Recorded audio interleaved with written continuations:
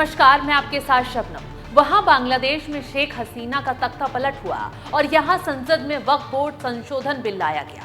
इन मसलों से देश का हिंदू मुसलमान दोनों जुड़ा हुआ है। एक तरफ जहां मुस्लिम बहुल इस्लामिक राष्ट्र बांग्लादेश में बंगाली हिंदुओं का कत्लेआम मचा हुआ है, तो दूसरी तरफ हमारे खुद के घर के अंदर अल्लाह के नाम पर वक्फ बोर्ड की दादागिरी पर अंकुश लगाने का अब समय आया है। तो ऐसे में चित्रकूट की धरा से जगत गुरु स्वामी रामभद्राचार्य ने ऐसा क्या कहा, क्या भविष्यवाणी की, जिससे देश विरोधी ताकतें मिट्टी में मिलने वाली हैं? इस पर देखिए हमारी ये खास रिपोर्ट।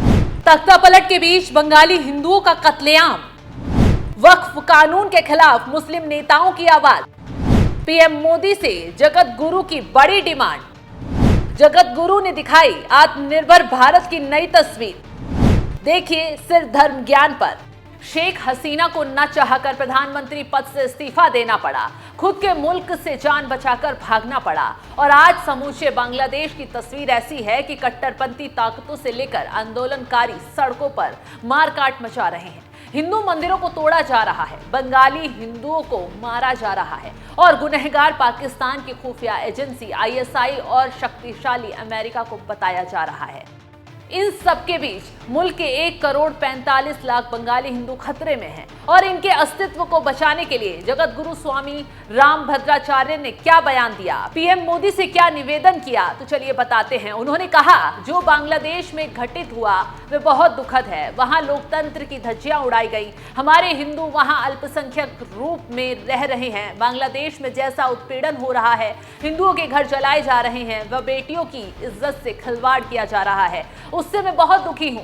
मैं भारत सरकार से कहूंगा कि हिंदुओं की चिंता करें, खासकर प्रधानमंत्री नरेंद्र मोदी से कहूंगा कि बांग्लादेश के इस कृत्य में हस्तक्षेप करें। बांग्लादेश को नहीं भूलना चाहिए कि वो भारत की सहायता से बना था। मैं संपूर्ण हिंदू जनता से अब कह रहा हूं कि निरर्थक मतभेद भुलाकर हिंदुत्व की आवाज को बुलंद किया जाए और हिंदुओं के स्वाभिमान की रक्षा की जाए। तो बांग्लादेश की तस्वीरों ने जहां दुनिया भर को चिंता में डाला हुआ है, दूसरी तरफ संसद से लेकर सड़क तक वक्फ बोर्ड कानून का विरोध हो रहा है। तमाम मुस्लिम नेताओं से लेकर विपक्षी चेहरे और कट्टरपंथी ताकतों को वक्फ बोर्ड में किसी भी तरह का बदलाव बर्दाश्त नहीं है। 1995 वाले वक्फ एक्ट को जो अब तक चला आ रहा है, उसमें मोदी सरकार की दखल अंदाजी इन लोगों को कबूल नहीं हो रही है। हालांकि बिल संसद में पेश हो चुका है और जेपीसी में भेज दिया गया है, लेकिन क्या वक्फ बोर्ड की असीमित ताकत पर अंकुश लगाना जरूरी है? वक्फ बोर्ड के फ्यूचर को लेकर अब की बार जगत गुरु क्या बोले, देखिए। भगवान करें वक्फ बोर्ड संशोधन बिल पास हो जाए, विपक्ष तो विरोध करेगा, वो हिंदुओं का विरोधी है, भारत विरोधी है। ये सब जयचंद के वंशज हैं, किसी को भारत से लेना देना नहीं है। वक्फ बोर्ड जहां चाहते हैं उसे अपनी जमीन बता देते हैं। इनकी सारी जमीन अधिग्रहण हो जानी चाहिए। हिंदुओं के लिए तो कुछ नहीं होता है, कठोरता से इनसे निपटना चाहिए।